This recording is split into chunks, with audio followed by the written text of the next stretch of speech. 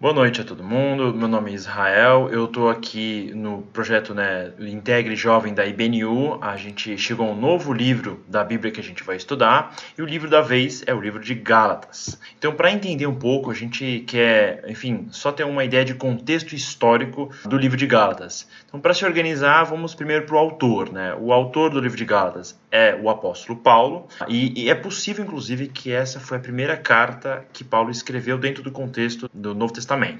Então, quando que essa carta foi escrita? Isso já é um problema, porque é um assunto controverso. Tem duas teses principais aí que definem quando a carta aos Gálatas foi escrita.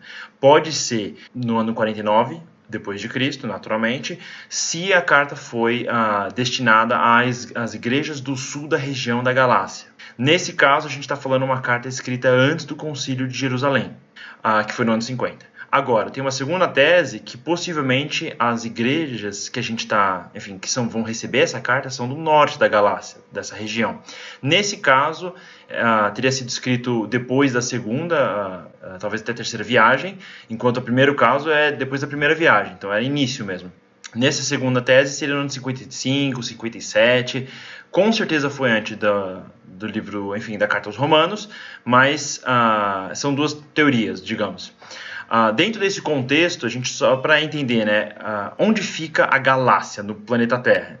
Então essa região ela vai ser visitada por Paulo praticamente todas as viagens, e tinha uma famosa estrada real que conectava a cidade de Susa, na Pérsia, até Sardes, próximo do mar Egeu, perto da região da Jônia. Isso a gente está mais ou menos no meio da Turquia. Então essa estrada conectava essas duas regiões. A região onde Paulo vai transitar nessas viagens missionárias é no meio da Turquia. Então, se a gente pega a Turquia hoje e desenha um círculo no meio da Turquia, é mais ou menos a região da Galácia. Então, tinha províncias no norte, sul, leste, oeste, que não era a Galácia, e Paulo vai basicamente rodar nessa região central. Agora, o nome Galácia, Gálatas, de onde vem esse nome? Na verdade, o povo que vivia nessa região, antes de Alexandre o Grande, a gente está falando de 300 a.C., um povo que veio do meio da Europa, entre a França e a Alemanha, Rio Reno, essa região, que é o povo famoso celta, do Asterix, Obelix. Esse povo migrou para a região da Galácia.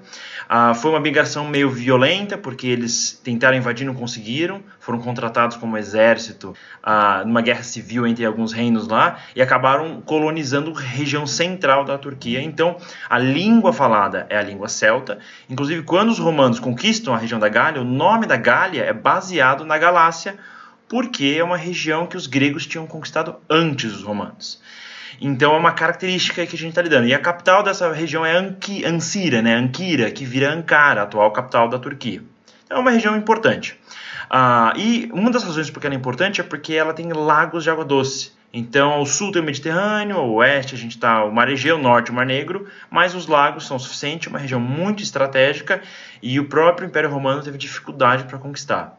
Em termos históricos, a gente está lidando aí com uma região que teve reinos independentes, reino da Lídia, da Frígia, desde a antiguidade com os hititas até, a consolidação da região pelos persas. Quando os persas consolidam, eles vão criar Satrápia, que vai englobar a região da Galácia. Depois essa região vai ser conquistada pelos gregos, Alexandre o Grande, vai helenizar. Isso é muito importante para entender o livro de Gálatas, A carta é importante, porque quando Alexandre heleniza, ele muda a cultura. Então a gente tinha um povo de cultura diversificada, diferente, e daí eles vão ser helenizados, vão virar meio gregos. E depois Roma vai incorporar.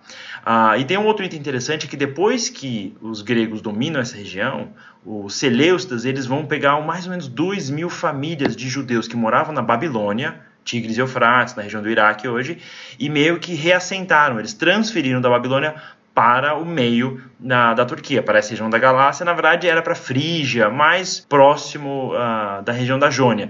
Então tinha uma presença judaica significativa nessa região central. E então, dentro desse cenário, a gente vai entender de algumas coisas. Barnabé vai ser chamado de Zeus e Paulo de Hermes. Por quê? Porque, naturalmente, a cultura mais forte na região era o paganismo e o politeísmo grego. Dentro desse ambiente vai surgir a igreja primitiva. Ela surgiu do nada? Não, ela surge num contexto judaico. Então, tem um povo judeu, tem sinagogas, tem comunidades judaicas, e nesse ambiente é que Paulo vai fazer a viagem missionária. Então, quando ele vai escrever a carta, ele está se referindo a igrejas que foram fundadas nesse ambiente. Daí a gente tem que saber dois termos que vão ajudar a gente a entender. Tem o termo prosélito, que vem do grego e basicamente significa estrangeiro, e tem o termo temente a Deus. Quem são esses prosélitos ou temente a Deus? São pessoas que entravam no mundo judaico, entravam em Israel e se submetiam às leis mosaicas. E dentro do contexto do desenvolvimento da igreja primitiva, quando as viagens missionárias de Paulo estão acontecendo, vai rolar uma tensão, porque quando um homem grego, helênico, não judeu, vira judeu, ele tem que se adequar às leis mosaicas. E o que envolve isso? Fazer circuncisão, comer comida kashrut ou kasher, corta porco, várias regras, e guardar o sábado, por exemplo. Nesse ambiente, a gente vai ter um conflito anterior, que já existia antes de Jesus, que era o conflito entre os fariseus e os saduceus. Basicamente, o que é o fariseu? Eu vou valorizar a lei mosaica, vamos seguir as regras direitinho, vamos ser um bom fariseu. Lembrando que Paulo, originalmente, é um cara que foi instruído como fariseu. Então, vamos defender a lei mosaica. E daí tem os saduceus, que preferem, enfim, a cultura grega. E daí vai rolar uma tensão muito grande com a circuncisão particularmente, porque no mundo grego, se circuncidar era considerado um ato bárbaro, um ato muito problemático. E os gregos gostavam de ir para o ginásio, onde eles faziam atividade física nus. Então, estar circuncidado não era uma coisa pessoal, todo mundo via. Então, hoje em dia, falar sobre isso é difícil de contextualizar, mas na época, estar circuncidado te expunha socialmente.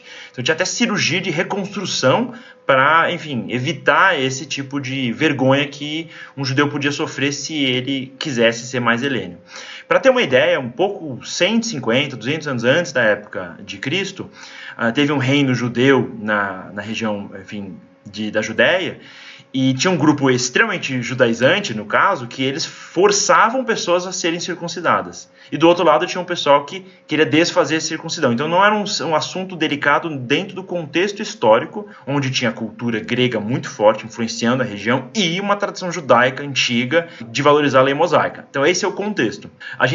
Então vai ter que ter que o texto, o livro de Gálatas, vai estar dentro desse ambiente, numa região central da Anatólia, né, da Turquia, que teve uma influência muito forte grega e depois vai ser romanizada, mas dentro da comunidade judaica, aonde Paulo vai fazer o seu trabalho missionário, tem, digamos, um povo que segue a lei mosaica e são judeus. Então, falar para eles que não importa ser judeu e que isso tudo é irrelevante, daquele contexto era meio que rejeitar sua própria cultura e tradição.